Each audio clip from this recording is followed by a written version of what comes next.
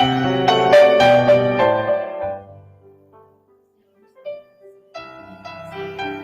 mohon inilah Radio Amigo 100,8 FM, bikin hidup lebih berarti. Kita berjumpa kembali di program acara Mutiara Pagi atau Renungan Pagi dan Doa untuk Sahabat di edisi hari ini.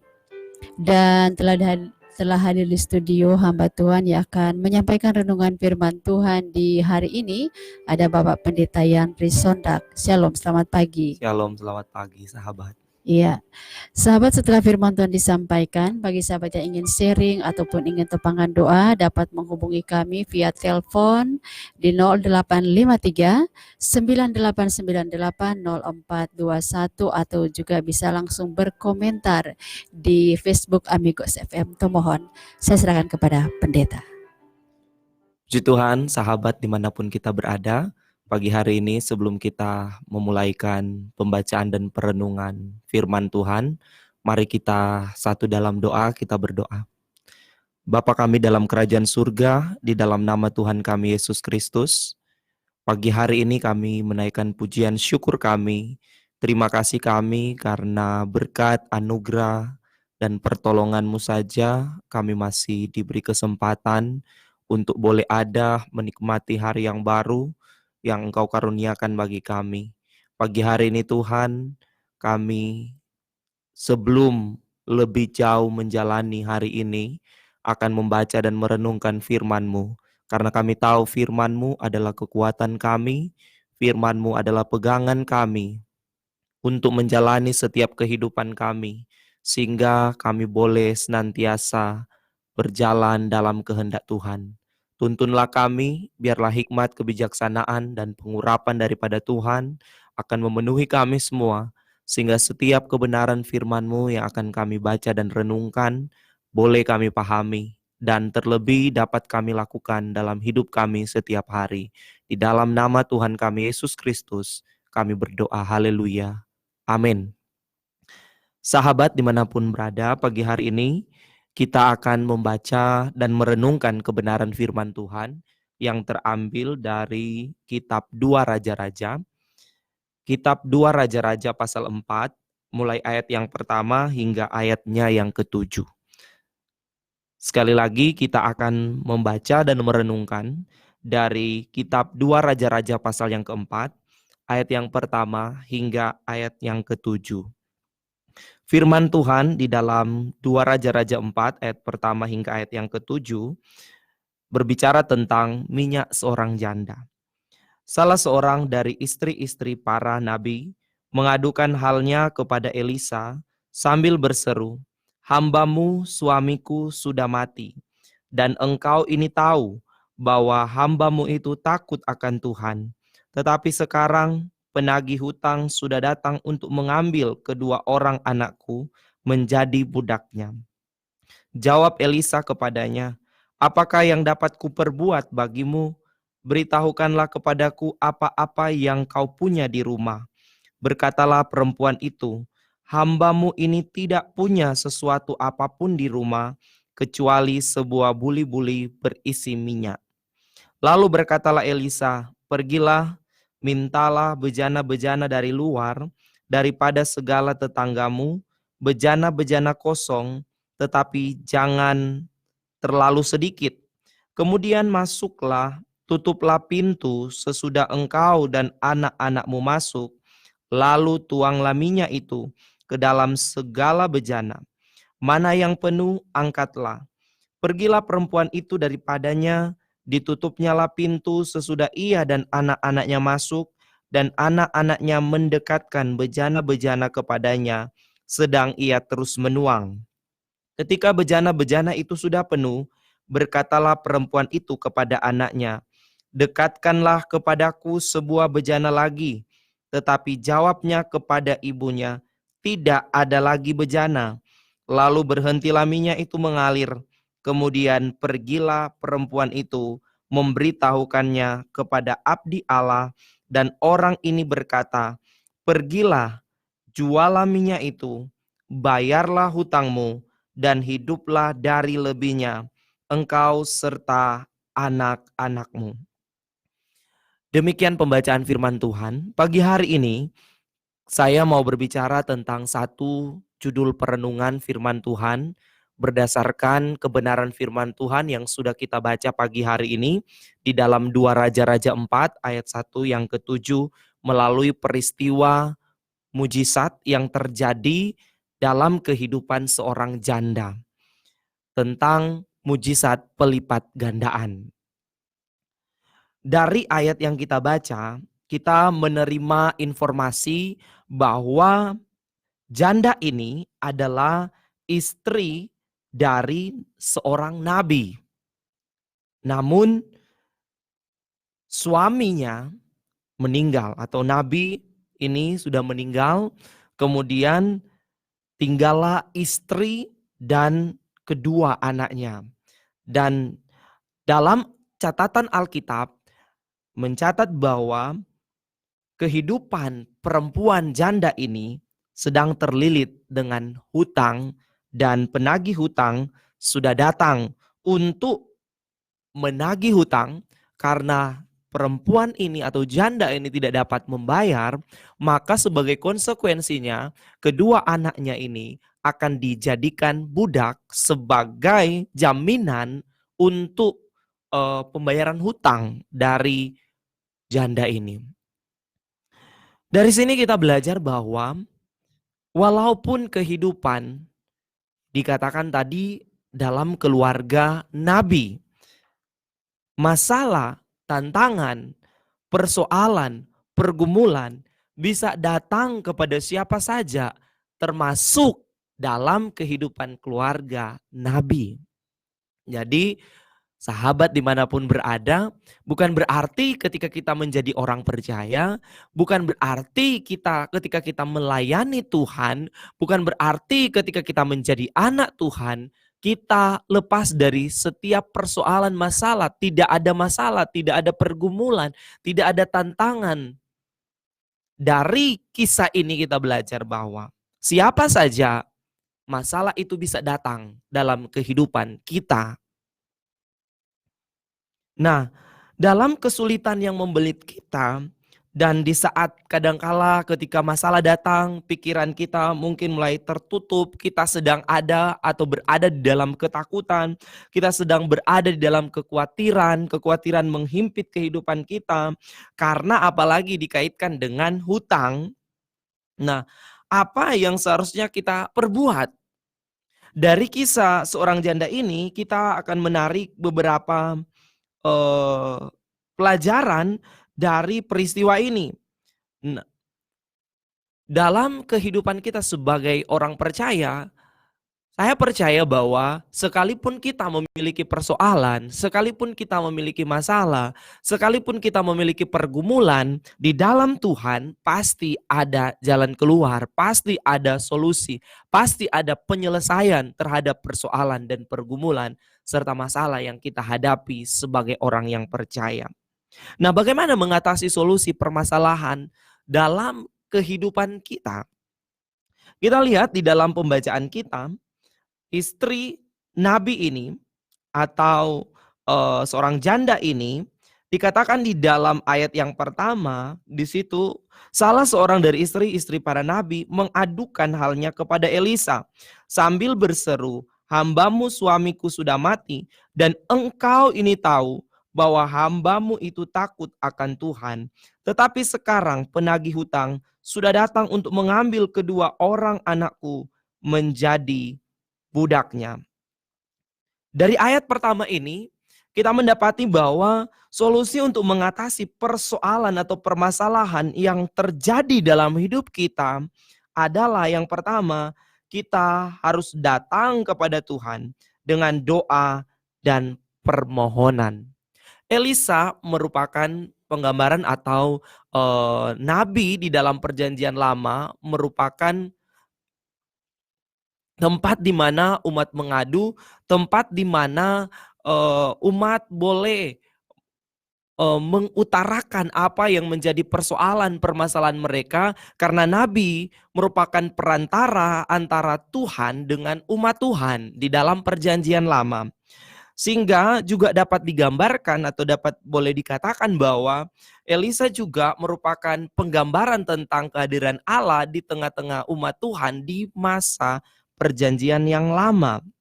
Nah, dari sini kita belajar bahwa ketika kita berada dalam situasi persoalan masalah, hal yang pertama yang harus kita lakukan adalah datang kepada Tuhan. Sebagaimana eh, janda ini datang kepada Elisa, demikian seharusnya kita juga sebagai orang yang percaya ketika mengalami persoalan, kita harus datang kepada Tuhan. Ya, mengadukan, di sini dikatakan bahwa janda ini mengadukan halnya kepada Elisa sambil berseru, mengadukan bahwa hambamu suamiku sudah mati. Dan engkau ini tahu bahwa hambamu itu takut akan Tuhan. Yang pertama tadi saya katakan bahwa datang kepada Tuhan dengan doa dan permohonan. Mengadukan apa yang kita alami kepada Tuhan dalam persoalan pergumulan kita.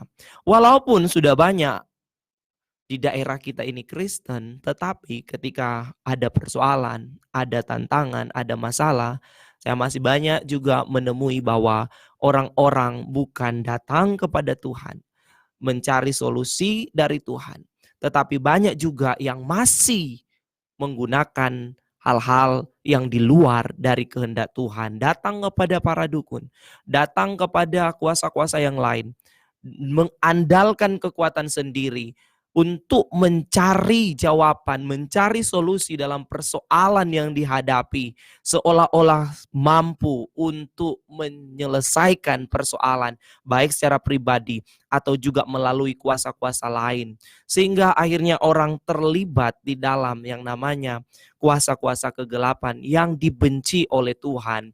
Padahal Alkitab banyak menjelaskan kepada kita bahwa ketika kita ada persoalan, ketika kita ada masalah, ketika kita ada tantangan, hal yang paling utama adalah kita datang kepada Tuhan. Ada banyak peristiwa mujizat di dalam Alkitab yang terjadi, yang dikisahkan ketika orang-orang yang mengalami persoalan, orang-orang yang mengalami tantangan, orang-orang yang mengalami masalah, itu membawa setiap persoalannya, membawa setiap pergumulannya kepada Tuhan, sehingga mereka mengalami mujizat Tuhan. Yang kedua, masih dalam ayat pertama dikatakan hamba Tuhan ini adalah orang yang takut akan Tuhan. Keluarga ini adalah orang yang takut akan Tuhan. Jadi yang kedua yang saya dapati dari kebenaran firman Tuhan ketika kita menghendaki supaya terjadi jawaban atas persoalan yang kita alami, maka yang kedua adalah kita harus tetap memiliki sifat takut akan Tuhan. Jelas sekali dikatakan dalam ayat ini bahwa hamba Tuhan ini adalah orang yang takut akan Tuhan. Mengapa Alkitab mau menekankan hamba Tuhan itu adalah orang yang takut akan Tuhan? Karena juga ada hamba-hamba Tuhan yang walaupun sudah hamba Tuhan, tetapi memberikan solusi, memberikan jalan keluar kadang-kala di luar dari kehendak Tuhan.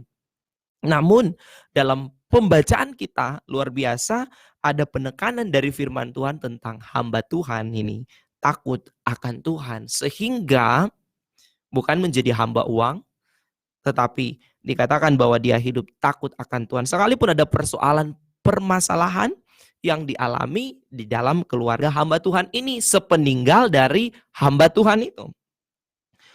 Jadi untuk menerima solusi atas permasalahan kita, tadi yang pertama ketika kita datang kepada Tuhan, mengadukan persoalan kita, dan yang kedua adalah tetap memiliki sifat hidup takut akan Tuhan.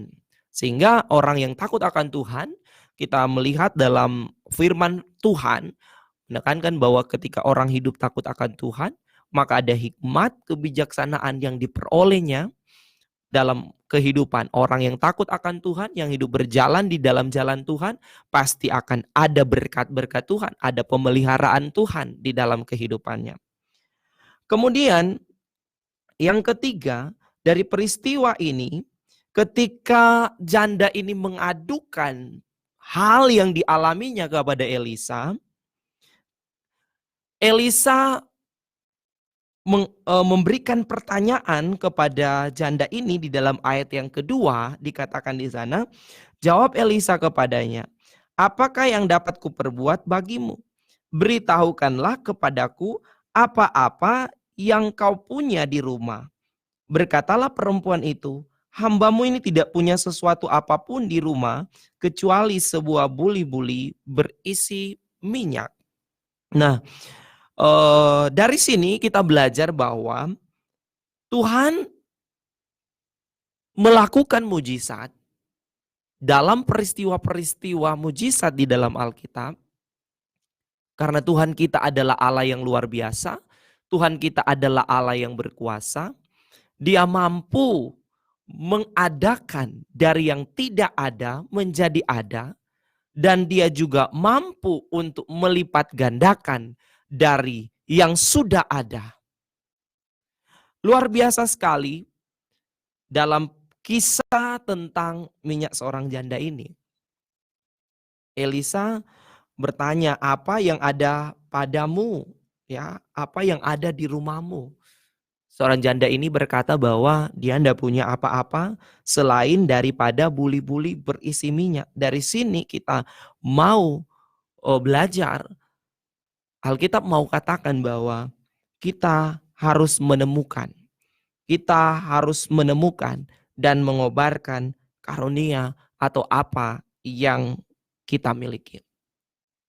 Beberapa peristiwa dalam Alkitab juga kita lihat mujizat yang terjadi di mana ketika Musa oleh perkenanan Tuhan, oleh kuasa Tuhan mengadakan suatu hal yang luar biasa, bisa membelah laut Teberau sehingga bangsa Israel bisa lewat di tanah yang kering. Tuhan berkata, apa yang ada di tanganmu? Tongkat. Dan melalui tongkat dan oleh kuasa Tuhan, Tuhan melakukan perkara yang ajaib lewat Musa. Juga kita melihat bahwa dari kejadian tentang minyak seorang janda ini juga, apa yang ada padamu? Ya, ini luar biasa. Jadi kadangkala hal-hal yang kecil yang ada pada kita mampu Tuhan ubah menjadi suatu yang luar biasa, mampu dipakai Tuhan untuk mengadakan suatu perkara yang luar biasa dalam hidup kita. Jadi mari temukan apa yang ada pada kita, karunia apa yang ada pada kita, kobarkan karunia dan bakat yang ada pada kita yang kita miliki. Kemudian yang keempat, memang dikatakan bahwa buli-buli berisi minyak ini hanya ada sedikit minyak, dikatakan buli-buli yang berisi minyak ini yang hanya ada sedikit ini yang dipunyai oleh janda ini. Nah, dari sini juga kita belajar bahwa kita harus setia dengan perkara-perkara yang kecil yang Tuhan percayakan dalam hidup kita. Jadi apapun yang ada pada kita, sekecil apapun itu yang Tuhan percayakan dalam hidup kita, marilah setia dengan perkara-perkara yang kecil yang Tuhan percayakan dalam hidup kita. Nah, kemudian selain kita setia dalam perkara-perkara yang kecil, kita juga harus memiliki iman. Nah, di dalam ayat 3 dikatakan, lalu berkatalah Elisa, pergilah, mintalah bejana-bejana dari luar, daripada segala tetanggamu, bejana-bejana kosong, tetapi jangan terlalu sedikit. Ada perintah yang disampaikan oleh Nabi, oleh Elisa kepada janda ini, bahwa pergilah, mintalah bejana-bejana dari luar, daripada segala tetanggamu. Dari sini kita juga belajar bahwa ketika kita datang kepada Tuhan, kemudian ada firman Tuhan yang disampaikan kepada kita, ada yang Tuhan mau untuk kita lakukan, maka kita perlu beriman untuk kita melakukan apa yang menjadi perkataan Tuhan dalam hidup kita. Misalnya janda ini mungkin berkata, kenapa saya harus minta bejana-bejana dari luar? Minyak saya ini cuma sedikit, kenapa perlu juga mengambil bejana-bejana dari luar? Tetapi di sini dari kisah ini kita belajar bahwa janda ini memiliki iman. Sehingga apa yang disampaikan oleh Nabi Elisa itu dilakukannya. Demikian pula dalam kehidupan kita ketika kita datang kepada Tuhan untuk meminta pertolongan Tuhan, kemudian ketika firman Tuhan datang kepada kita, ada hal-hal yang Tuhan mintakan untuk kita lakukan, sekalipun kadangkala di luar dari pemikiran kita manusia, mari kita miliki iman dan melakukannya. Kemudian yang berikut dari ayat ini, dari kisah ini kita belajar di dalam ayat 5, pergilah perempuan itu daripadanya, ditutupnyalah pintu sesudah ia dan anak-anaknya masuk, dan anak-anaknya mendekatkan bejana-bejana kepadanya, sedang ia terus menuang. Dari kisah ini juga kita belajar bahwa harus ada kerjasama sesama anggota keluarga. Di sini ada kerjasama antara janda ini dengan kedua anaknya dalam mengatasi persoalan, permasalahan yang mereka hadapi. Persoalan akan semakin ruwet, persoalan akan semakin sulit dihadapi ketika dalam kehidupan keluarga tidak ada yang namanya kerjasama untuk mengatasi persoalan. Menariknya dari kisah ini kita belajar bahwa harus ada kerjasama sesama anggota keluarga. Ada kerjasama antara janda ini dengan kedua anaknya dalam menjalani perintah dari nabi tersebut. Sehingga ketika ada kerjasama, maka hal yang dituntut atau dimintakan oleh nabi ini bisa terlaksana dan mujizat terjadi dalam kehidupan janda ini. Selanjutnya di situ dikatakan mereka menutup pintu dan mengerjakannya di dalam rumah. Ini juga berbicara tentang adanya fokus. Tuhan mau kita dari peristiwa ini, Tuhan mau memperlihatkan kepada kita bahwa ketika mereka masuk ke dalam rumah kemudian menutup pintu, mereka tidak terganggu dengan situasi keadaan di luar. Bisa saja ada orang datang dan mungkin mengganggu. Nah, ini mengajarkan supaya kita fokus kepada pekerjaan kita, fokus pada apa yang kita lakukan hari-hari ini, fokus kepada sesuatu yang Tuhan percayakan dalam hidup kita, dan kita tidak terpengaruh dengan keadaan atau situasi di sekitar kita. Kemudian hal yang berikut juga yang menjadi hal di mana mereka dapat mengalami mujizat pelipat gandaan. Di sini pada waktu bejana-bejana ini didekatkan, perempuan ini terus menuang dan dikatakan bahwa ketika bejana-bejana itu sudah penuh, berkatalah perempuan itu kepada anaknya, "Dekatkanlah kepadaku sebuah bejana lagi." Tetapi jawabnya kepada ibunya, "Tidak ada lagi bejana." Artinya apa? Bahwa ketika mengerjakan sesuatu yang ditugaskan atau yang dimintakan kepada kita, maka kita harus mengerjakannya dengan penuh semangat. Ya, ada semangat. Ya, jadi perempuan itu terus menuang dan berkata bahwa dekatkan lagi bejana, dan anaknya bilang bahwa sudah tidak ada lagi bejana sehingga minyak itu berhenti mengalir. Nah, ini luar biasa bahwa ada semangat yang dikerjakan, yang dilakukan oleh perempuan ini untuk melihat perkara yang ajaib terjadi di dalam kehidupannya. Saudara, mujizat yang dialami oleh perempuan ini merupakan satu hal mujizat yang luar biasa. Dan saya percaya sebagai orang percaya di dalam Tuhan, hidup kita adalah hidup di dalam mujizat. Tuhan kita adalah Tuhan yang berkuasa, Tuhan yang luar biasa, yang sanggup melakukan mujizat. Karena itu setiap orang percaya pasti mengalami mujizat Tuhan dalam hidupnya. Nah, kita melihat bahwa sungguh luar biasa. Ketika perempuan ini melihat sesuatu yang ajaib terjadi, semangatnya terus berkobar-kobar. Penuh semangat, dan kita akan melihat terjadi solusi. Ada solusi terhadap permasalahan yang kita hadapi. Hal yang tidak kalah pentingnya yang dapat kita pelajari dari kisah minyak seorang janda ini, kita melihat di dalam ayatnya yang ke-7.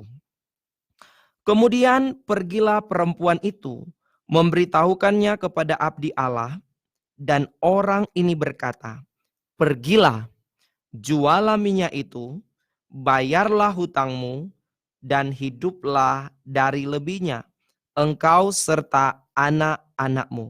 Kita lihat permasalahan yang dihadapi di awal adalah dia sudah ditinggal oleh suaminya yang merupakan seorang nabi, dan hidupnya tinggal bersama kedua anaknya, dan sekarang terlilit dengan hutang. Namun ketika dia mengadukan persoalannya kepada nabi, kemudian ada jalan keluar yang dia boleh hadapi di dalam keberadaan hidupnya, kita melihat bahwa ketika ada lebih banyak dari apa yang dia telah terima, apa yang dia punyai yaitu minyak sekarang sudah berlipat ganda oleh karena mujizat yang diberlakukan Tuhan. Ada hal yang dituntut oleh Tuhan di dalam ayat 7. Di situ dikatakan, jualah minyak itu, bayarlah hutangmu. Artinya apa? Tuhan mau mengajar kita dari peristiwa ini tentang tanggung jawab. Kita sebagai orang percaya haruslah menjadi orang-orang yang bertanggung jawab. Tuhan mengajar kita dari peristiwa ini tentang bagaimana kehidupan kita harus jadi berkat dengan kita bertanggung jawab, hidup bertanggung jawab. Di situ dikatakan jualah minyak, bayarlah hutangmu. Ada banyak kali dalam hidup ini kita berdoa kepada Tuhan, ya mungkin kita sedang terlilit dengan hutang seperti yang dialami oleh janda ini. Dan kadangkala kita berdoa kepada Tuhan supaya apa? Supaya Tuhan tolong, supaya hutang saya, orang yang di mana saya berhutang itu tidak lagi menagih hutangnya.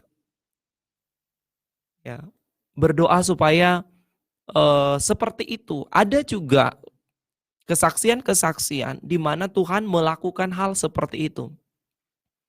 Di mana tiba-tiba dibilang bahwa tidak usah bayar hutangmu, hutangmu sudah lunas. Nah ini mujizat juga yang terjadi. Tapi Tuhan mau mengajar kepada kita lewat peristiwa ini tentang bagaimana tanggung jawab. Masih lebih baik ya ketika kita diberkati Tuhan, Tuhan menolong kita, memberkati kita, kemudian kita melunasi hutang kita, dan Alkitab berkata hidup dari lebihnya. Nah di sini berbicara tentang hutang, berbicara tentang bukan karena kita sudah mempunyai kebiasaan suka berhutang ya, tetapi di sini karena situasi keadaan yang ada membuat janda ini harus berhutang. Ya, bukan karena memang karakternya suka berhutang. Nah, ini yang penting yang perlu kita garis bawahi sebagai orang yang percaya, yaitu bagaimana kita memiliki tanggung jawab. Ya, ada kalanya ya kita mendapati dalam kehidupan ini waktu mau dalam kesusahan datang kepada orang, tolong bantu saya, wajahnya penuh belas kasihan, wajahnya penuh, orang sini bilang dapat rasa sayang ya. Waktu datang, tolong akang, tolong Pak Kita, kenapa begini, begini, begini. Tetapi setelah dibantu, lupa, tidak bertanggung jawab ya. Ketika mau ditagih, ya seperti orang yang punya uang ini yang sebenarnya membantu, seperti sudah jadi seperti penjahat ya. Dan kadangkala orang yang berhutang malah marah sama orang yang memberikan pinjaman tadi ya, karena kehidupan yang saya katakan tadi bahwa tidak memiliki tanggung jawab. Nah, Tuhan mengajar untuk kita memiliki tanggung jawab, dan lewat kita bertanggung jawab, ya, kalau kita punya utang kepada orang lain, kita harus bertanggung jawab untuk menyelesaikan. Supaya apa? Dengan demikian kita bisa juga menjadi berkat dan kesaksian bagi orang lain, ya. Jadi karena itu, lewat peristiwa ini kita juga belajar bahwa Tuhan menghendaki kita bertanggung jawab. Jual dan bayarlah hutangmu. Kemudian dikatakan, hiduplah dari lebihnya engkau serta anak-anakmu. Yang berikut yang Tuhan mau kita pelajari dari kebenaran firman Tuhan ini adalah kita harus bersyukur dan menikmati hasil dari pekerjaan kita. Hiduplah dari lebihnya, ya. Jadi jangan besar pasak daripada tiang. Kita juga diajar untuk dapat mengelola berkat Tuhan dengan benar. Jadi hidup dari lebih, hidup dari lebihnya. Nah, ini satu hal yang luar biasa.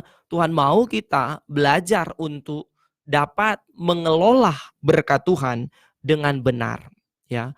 Selesaikan tanggung jawab kita, kemudian hidup dari lebih, dan pasti ada sukacita, ada damai sejahtera yang akan dialami karena pertolongan Tuhan yang boleh dialami. Jadi luar biasa.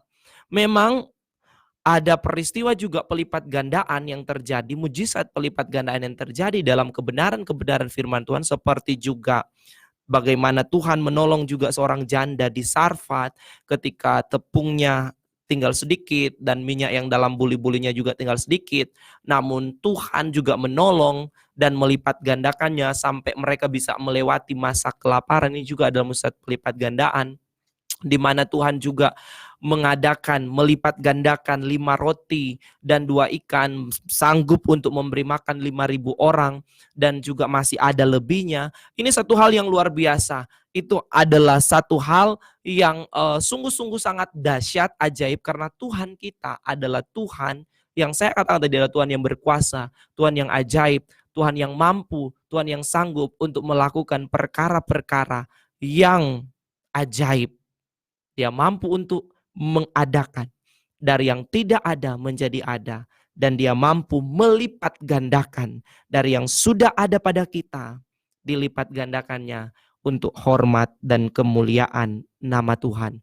Jadi saudara, apapun persoalan, masalah yang kita hadapi hari-hari ini, ketahuilah bahwa masalah bisa datang kepada siapa saja.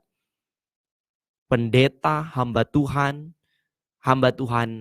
yang kecil di pedesaan, hamba Tuhan di perkotaan, atau siapa saja, mungkin kita sudah terlibat dalam pelayanan. Masalah pergumulan itu bisa datang kepada kita. Namun bagaimana kita meresponi masalah yang diizinkan Tuhan kadang-kala terjadi dalam hidup kita. Bukan masalah yang diakibatkan oleh karena kesalahan kita sendiri, bukan masalah yang diakibatkan oleh karena kejahatan kita, tetapi mungkin masalah dikarenakan diizinkan Tuhan untuk membuat kita semakin melekat dengan Tuhan, semakin lagi mencari Tuhan. Hal atau cara bagaimana kita meresponi masalah yang kita alami adalah datang kepada Tuhan. Adukan persoalan kita dengan doa dan permohonan. Miliki sifat takut akan Tuhan. Kemudian temukan dan kobarkan apa yang menjadi karunia, bakat yang kita miliki. Setia dengan perkara-perkara yang kecil yang Tuhan telah percayakan dalam hidup kita. Tanggung jawab yang kecil yang Tuhan percayakan dalam hidup kita. Kemudian tetap terus beriman akan kuasa Tuhan yang ajaib. Bekerja samalah dengan orang-orang yang ada di sekitar kita. Karena kita tidak bisa hidup sendiri. Kemudian kita fokus pada pekerjaan kita dengan penuh semangat, penuh tanggung jawab, dan bersyukur serta nikmati hasil dari pekerjaan kita. Saya percaya Tuhan akan memberkati kita dan kita akan mengalami mujizat. Kalau hari-hari ini mungkin engkau sedang dalam pergumulan, percayalah bahwa Tuhan masih sanggup untuk melakukan perkara-perkara yang ajaib dalam kehidupan kita. Tuhan Yesus memberkati kita berdoa buat firman Tuhan. Bapa, kami bersyukur. Kami tahu Tuhan bahwa masalah bisa datang dalam kehidupan kami selama kami ada di dunia ini. Siapapun kami, apapun profesi kami. Namun satu hal yang kami syukuri, bahwa kami memiliki Tuhan yang luar biasa, Tuhan yang sanggup melakukan perkara yang ajaib, Tuhan yang sanggup memberikan jawaban dan jalan keluar atas persoalan masalah yang kami hadapi. Mampukan kami untuk tetap terus percaya, beriman kepadamu, sehingga setiap persoalan yang dihadapi oleh kami boleh sanggup dan mampu untuk menghadapinya dan melihat mujizat-mujizat Tuhan dinyatakan dalam kehidupan kami. Terima kasih Tuhan, diberkatilah sahabat-sahabat yang telah mendengarkan kebenaran firman Tuhan ini. Dalam nama Yesus, haleluya, amin. Ya, baik, luar biasa berkat firman Tuhan di pagi hari ini yang baru saja kita dengar bersama. Dan juga sahabat FB juga banyak yang menonton atau mengikuti bergabung bersama dengan renungan pagi dan doa di saat ini. Dan tiba saatnya kita akan masuk dalam sesi sharing. Kami berikan kesempatan sahabat yang ingin telepon, SMS dan juga WA atau berkomentar lewat FB bisa menghubungi kami di 0853 9898 0421. Tapi sebelumnya satu pujian kami hadirkan ke ruang dengar sahabat. Ada mujizat dalam bersyukur. Kami kembali selepas pujian ini.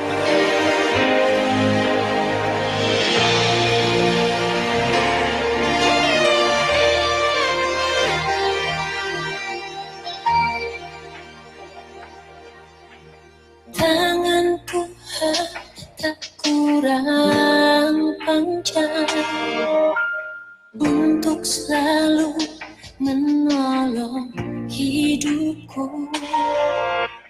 Telinganya tak kurang tajam untuk mendengar seruan hatiku. Ada mujizat dalam bersyukur. Engkau tempat perlindunganku, Tuhan. Imanku tetap teguh dalam-Mu. Dimana bersamamu.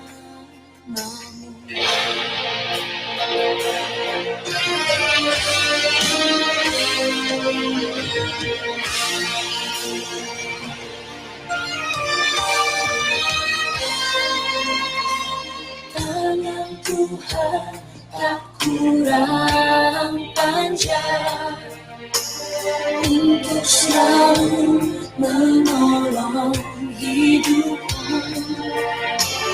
Telinganya tak kurang tajam untuk mendengar seruan hatimu.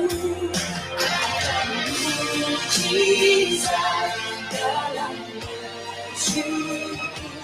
Engkau tempat perlindunganku, Tuhan. Imanku tetap teguh dalam-Mu. Dimana bersamamu.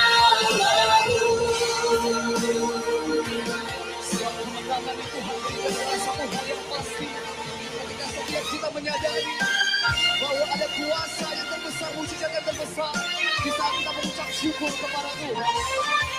Mari yang percaya kita bangkit berdiri bersama-sama, bersyukur kepada Tuhan, memuji memuliakan Tuhan sama-sama serukan.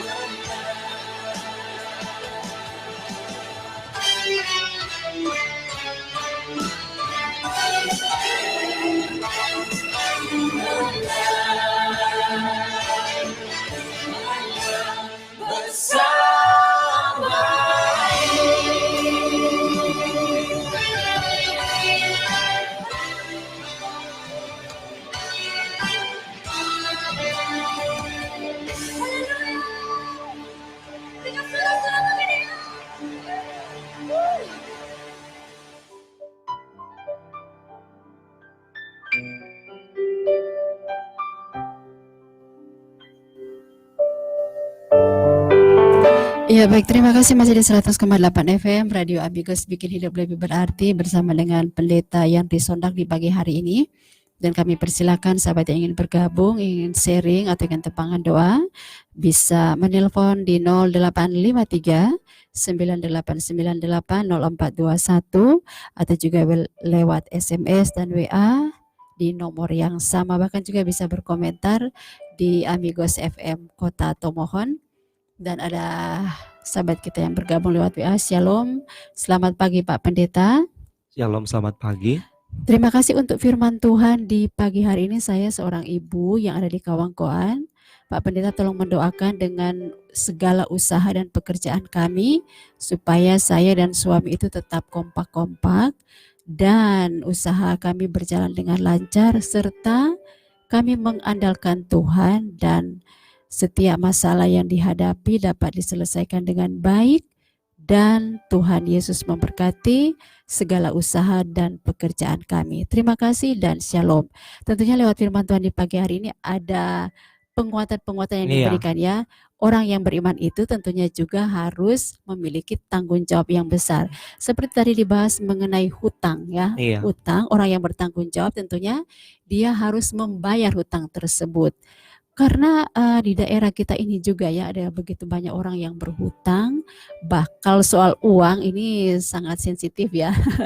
Berhutang tapi ketika datang bermohon-mohon luar biasa. Tapi ketika tiba waktunya untuk membayar, bahkan mereka memarahi orang yang mereka pinjami. Nah, bagaimana sikap kita sebagai orang Kristen supaya kita terbebas dari hal-hal seperti itu? Gimana? Nah, inilah yang saya katakan tadi melalui kebenaran firman Tuhan. Ya seperti sudah disampaikan tadi, memang Tuhan kita menghendaki kita sebagai orang percaya menjadi orang yang bertanggung jawab.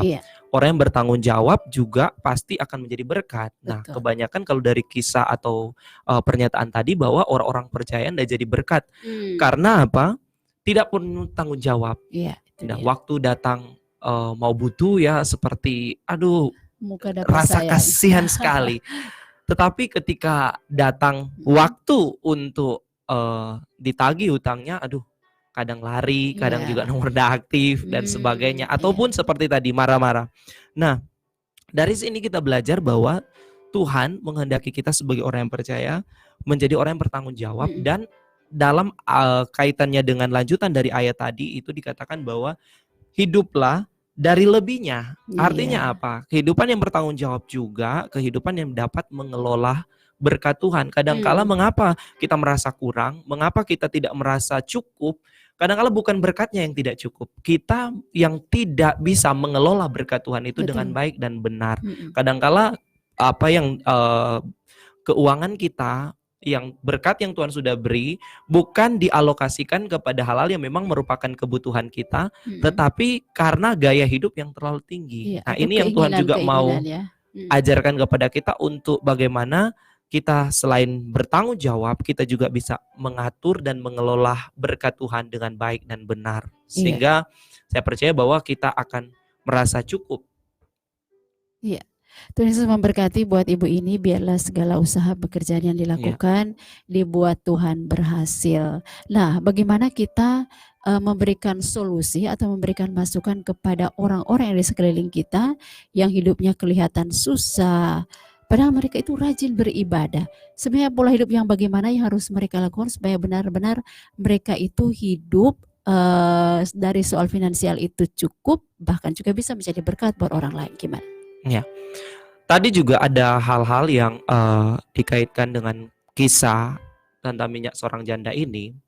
Saya katakan tadi bahwa ketika janda ini datang kepada Elisa, Elisa berkata, "Apa yang ada padamu?" Iya. Kemudian janda ini berkata, "Aku tidak punya apa-apa selain daripada buli-buli berisi minyak." Nah, di sini diajarkan Tuhan bagaimana kita mencari, menemukan, dan mengobarkan apa yang ada pada kita. Jadi karunia-karunia yang Tuhan percayakan sekecil apapun dalam kehidupan kita, kita dengan tanggung jawab kita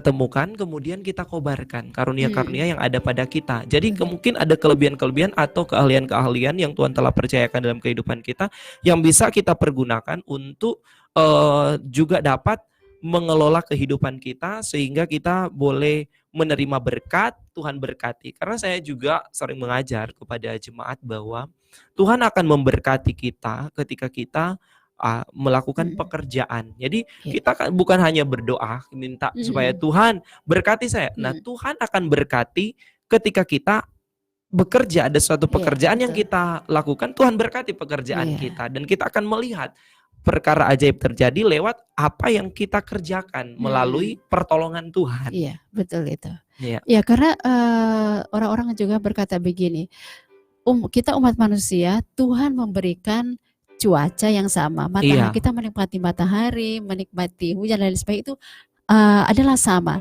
Tapi bagaimana orang itu ada yang sukses semakin sukses, yang susah semakin susah. Gimana? Ya, ini yang saya pernah sempat sampaikan juga yang lalu ya, bahwa ada berkat umum, ada berkat khusus. Berkat umum yang dialami ya seperti tadi, matahari kalau ditomohon hujan, semua orang, mau orang yang percaya kepada Tuhan, orang yang tidak percaya kepada Tuhan, yang tinggal di tomohon, itu pasti mengalami hujan yang sama atau panas yang sama. Nah, itu berkat umum. Dan juga ada berkat umum di mana ketika orang bekerja, orang rajin, pasti akan menerima hasil. Ya.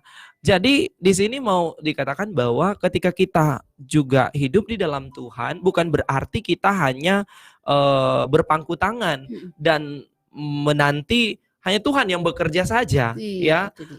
Kita perlu melakukan bagian kita dan Tuhan akan melakukan bagiannya. Dalam kata lain bahwa kita pun sebagai orang percaya, kita sebenarnya memiliki berkat khusus. Ya, orang percaya itu memiliki berkat khusus dalam artian bahwa Tuhan memberkati dengan cara yang luar biasa, dengan ajaib bagi orang-orang percaya. Namun bukan berarti Tuhan mengajarkan bahwa orang percaya itu menjadi orang percaya yang malas.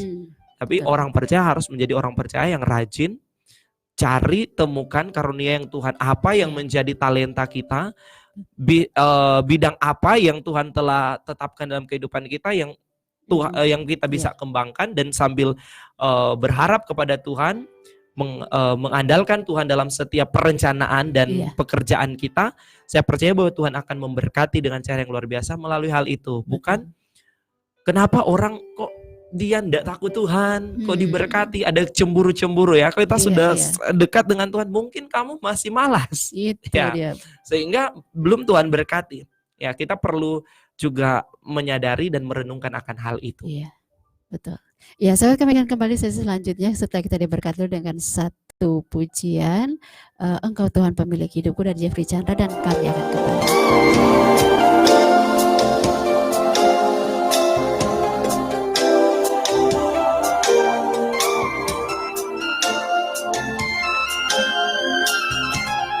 Tuhanku, ku perlu kuasa tangan kasih. Sering ku hilang arah di jalan hidupku. Meski telah ku coba segenap kekuatanku, akhirnya ku sadari Kaulah harapanku. Engkau Tuhan pemilik hidupku, dan hidupku di dalam tangan-Mu.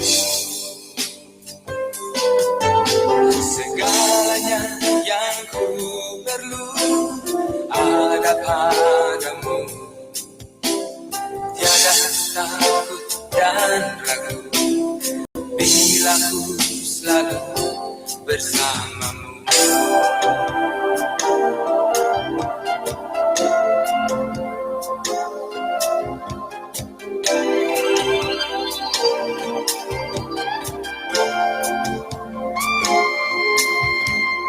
Tuhanku, ku perlu kuasa tangan kasih.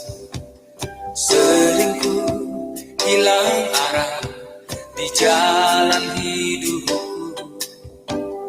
meski telah ku coba segenap kekuatanku, akhirnya ku sadari kaulah harapanku.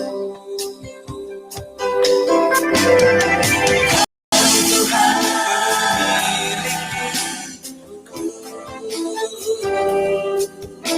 dan hidupku di dalam tanganmu,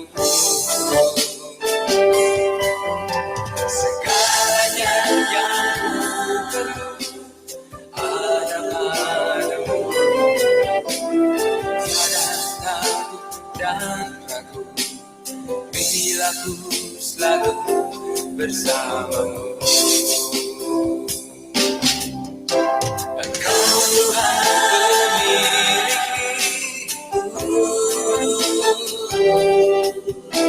dan hidupku di dalam tanganmu,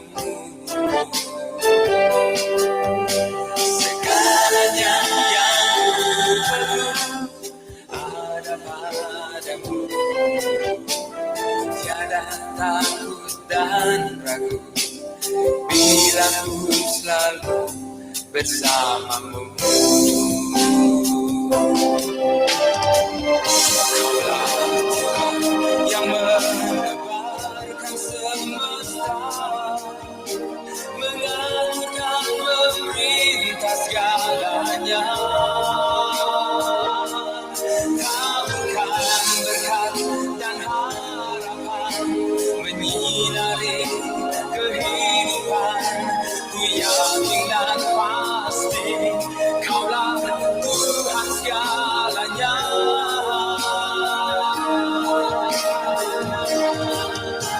Engkau Tuhan pemilik hidupku, dan hidupku di dalam tanganmu, segalanya yang ku perlu ada padamu, tiada takut dan ragu, tiada takut dan ragu, tiada takut dan ragu, bila ku selalu bersamamu. Ku ingin bersamamu, ku ingin bersamamu,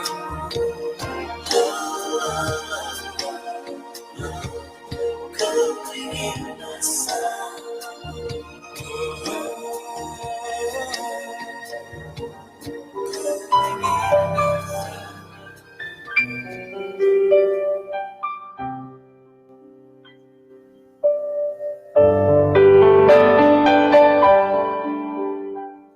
Ya, baik sahabat amigos, terima kasih masih di 100,8 FM, bikin hidup lebih berarti di sesi terakhir ini. Kami masih memberikan kesempatan waktu yang ada yang ingin telepon, SMS dan juga WA 085398980421 di lewat FB juga ada Ibu Fabiola Sayo. Shalom, selamat pagi Pak Pendeta yang juga turut bergabung di program acara ini.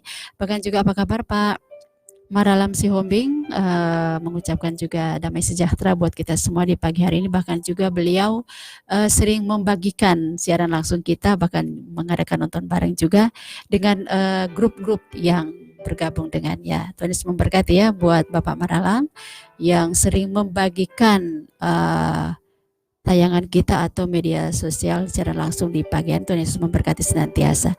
Iya, yang terakhir ini juga sahabat kita yang bergabung, kami langsung menyapa. Shalom Pak Pendeta, selamat pagi.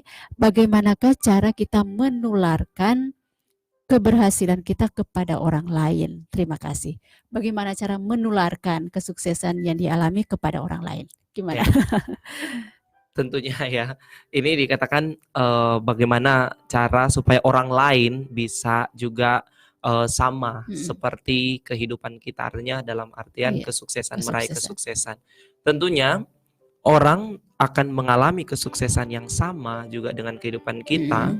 Itu ketika kita juga bagaimana kita ada share dengan orang Iya. lain juga ya. Bagaimana orang bisa tahu, orang bisa belajar dari kehidupan kita, yaitu tentunya kita share dengan Iya. keberadaan orang lain juga yang tentunya ingin juga Iya. meraih sukses yang Iya. sama. Karena kita tahu bahwa orang-orang yang sukses juga belajar dari orang-orang sukses Iya. sebelumnya. Jadi kadang-kala lewat buku-buku juga tentang bagaimana kesuksesan, dan kita percaya bahwa kesuksesan yang dialami oleh orang-orang sukses saat ini itu merupakan proses perjalanan yang tidak mudah, Iya. tidak gampang. Ada banyak hal yang mereka alami dan ada banyak cara-cara yang mereka juga lakukan untuk sampai pada tahap di mana mereka menjadi sukses. Iya. Jadi di sini supaya orang lain juga bisa mengalami atau bisa belajar dari suksesnya kita dan juga boleh menjadi sukses sama seperti kita, bagaimana juga kita bisa share dengan orang lain, tentunya orang yang mau kita share, kita bagikan bagaimana kisah sukses hidup kita, bagaimana cara kita menghadapi persoalan-persoalan dan membangun usaha sampai kita menjadi sukses. Itu juga akan menjadi pembelajaran bagi orang-orang lain sehingga mereka juga dapat menjadi sukses. Iya, betul. Ya, terima kasih. Terima kasih banyak Pak Pendeta, solusinya Tuhan Yesus memberkati ya. Makasih banyak juga ya buat sahabat kita ini yang memiliki kerinduan supaya orang lain juga menjadi sukses. diberkati. Ini suatu hal yang luar biasa Iya, ya. karena ada orang juga yang tidak mau lihat kesuksesan orang lain, mereka iri, cemburu Iya. dan lain Nah, sebagainya. jadi ini seorang sahabat yang luar biasa. Jadi ingin juga mensukseskan orang lain. Iya. Jadi seperti moto ya Iya, dari Sulawesi Utara ya, dari Samratulangi. Samratulangi. Bagaimana menghidupkan orang lain ya. Iya. Orang hidup untuk menghidupkan orang lain Iya. ya. Jadi ini hal yang luar biasa. Jangan seperti orang yang ada pernyataan seperti ini. Susah lihat orang senang, senang lihat orang susah. Ya. Jadi ketika ada orang yang berhasil, iri. Iya, Kemudian susah. ketika berhasil, tidak mau juga orang lain berhasil ya. Ini suatu hal yang tidak dikehendaki oleh Tuhan. Ya, yang mau telepon. Selamat pagi, halo. Halo. Halo, selamat pagi Pak. Halo. Iya. Jaringan terputus ya. Bisa dicoba kembali yang ingin menelpon di 0853 9898 0421. Nah, gimana dengan yang tadi? Iya. Jadi seharusnya orang percaya memiliki sifat seperti itu, yaitu bagaimana ketika melihat orang yang sedang berada dalam keterpurukan, orang yang sedang berada dalam kesusahan, kita memiliki peran untuk dapat juga membantu kehidupan mereka untuk naik dari keterpurukan menjadi orang-orang yang bisa berhasil, bisa sukses, sehingga menjadi berkat. Bukan malah justru kita iri dan membiarkan atau mungkin ada pernyataan seperti begini, biar jodoh orang susah, biar jodoh seperti itu ya. Ini satu hal yang tidak dikehendaki oleh Tuhan. Iya. Ya, silakan di sesi terakhirnya yang mau bergabung. Halo, selamat pagi. Ya, pagi. Oh ya, shalom Pak. Silakan Pak. Ini Pak Edi. Oh ya, silakan Pak Edi. Langsung Kalau saja. kita mau sukses, kita harus bekerja keras. Iya. Juga orang et labora, berdoa dan bekerja. Itu saja. Tuhan Yesus memberkati. Shalom. Baik, shalom. Berdoa dan bekerja. Harus itu ya. Iya, seperti pernyataan tadi kita ya, Iya. bahwa bukan kita hanya berdoa dan Tuhan yang bekerja saja, tetapi kita harus berdoa dan bekerja seperti yang dinyatakan oleh Pak Edi ini. Iya. Baik, sahabat kita sudah di penghujung acara. Kami mengucapkan banyak terima kasih atas kebersamaannya, juga kepada hambanya Pendeta Yandri Sondak yang sudah juga membagikan berkat buat kita semua lewat renungan pagi hari ini. Dan langsung saja mendoakan beberapa sahabat kita yang punya usaha di Kawangkoan, bahkan juga yang ingin supaya hidupnya itu bisa menularkan kebaikan kepada orang lain. Dan sekaligus mengakhiri program Mutiara pagi hari ini. Silakan. Ya. Jadi untuk sahabat di akhir dari program renungan pagi ini, sekali lagi bahwa siapa saja, siapapun kita, profesi apapun kita, masalah bisa datang dalam kehidupan kita, namun percayalah bahwa Tuhan kita adalah Tuhan yang mampu dan sanggup untuk melakukan mujizat. Tetap terus berharap kepada Tuhan, miliki iman yang luar biasa di dalam Tuhan, dan ada kerjasama antara orang lain bersama dengan kehidupan kita, kemudian terus tetap ada dalam semangat dan hiduplah bertanggung jawab, kelola berkat Tuhan dengan benar, sehingga kita juga bisa menjadi berkat buat orang lain dan mengalami terus mujizat dalam kehidupan kita. Mari kita berdoa. Bapa kami dalam kerajaan surga, di akhir dari program Mutiara Pagi, kami bersyukur buat hari yang Kau beri, bersyukur buat berkat kebenaran firman Tuhan, bersyukur buat para sahabat dimanapun, baik yang mendengarkan melalui perangkat radio ataupun menyaksikan secara langsung melalui Facebook, Radio Amigos, dimanapun berada, Tuhan menyertai dan memberkati setiap sahabat-sahabat yang boleh mendengarkan, menyaksikan perenungan firman Tuhan di pagi hari ini. Kami percaya Tuhan, Engkau Allah adalah Allah yang dahsyat, luar biasa, yang sanggup melakukan segala perkara. Mujizat-Mu masih berlaku sampai hari ini, dan kami yakini, kami imani itu Tuhan. Apapun persoalan pergumulan yang kami hadapi, kami terus berharap dan bersandar hanya kepada-Mu. Pagi hari ini Tuhan, kami datang dan berdoa buat sahabat-sahabat kami yang sudah bergabung di hari ini melalui perenungan. Kami berdoa buat seorang ibu yang berada di Kawangkoan, berdoa buat setiap usaha pekerjaan yang dikerjakan oleh kehidupan ibu maupun keluarga. Tuhan akan menolong baik pribadi ibu maupun suami, biar mereka tetap ada dalam kerjasama yang baik. Selalu Tuhan berharap hanya kepada Tuhan, persoalan masalah yang mereka hadapi, biar mereka tetap terus bersandar hanya kepada Tuhan. Tuhan akan memberkati keluarga ini, tetap terus ada dalam pemeliharaan Tuhan, ada dalam kasih Tuhan, sehingga Tuhan segala usaha yang mereka kerjakan dibuat Tuhan berhasil. Terima kasih Tuhan, terima kasih Bapa, memberkati juga seorang saudara yang kehidupannya memiliki satu niat yang luar biasa, di mana mau juga melihat orang lain supaya berhasil, sebagaimana kehidupannya juga berhasil. Tuhan akan menolong, biar Tuhan akan memakai kehidupannya menjadi berkat kesaksian, sehingga semakin banyak orang yang bukan hanya sukses sebagaimana dia mengalami kesuksesan, tetapi juga akan mengalami Tuhan dalam kehidupan mereka, menerima Tuhan ini sebagai Tuhan dan Juru Selamat, dan semakin banyak orang yang dibawa kepada Tuhan. Terima kasih Tuhan. Kami juga berdoa buat Adi Aurel Umbo yang sedang dalam keadaan sakit. Tuhan juga akan menjamah, memulihkan, dan menyembuhkan setiap sakit penyakit yang dia alami. Biarlah kesehatan, kesembuhan yang daripada Tuhan akan terjadi buat Adi Aurel, dan biarlah Tuhan dia boleh kembali beraktivitas sebagaimana biasa oleh karena pertolongan Tuhan. Memberkati juga sahabat-sahabat yang sudah bergabung, biarlah apapun persoalan, pergumulan mereka hadapi hari-hari ini, ada Tuhan yang mampu dan sanggup melakukan mujizat, dan Tuhan akan menolong. Memberkati Radio Amigos, mulai dari pimpinan Radio Amigos, Bapak Pendeta Heri Christian, Ibu Pendeta Meike Tumengkol. Tuhan akan memberkati buat juga Tuhan Karita, Tuhan juga akan menolong dan memberkati. Biarlah apa yang dilakukan dalam penyiaran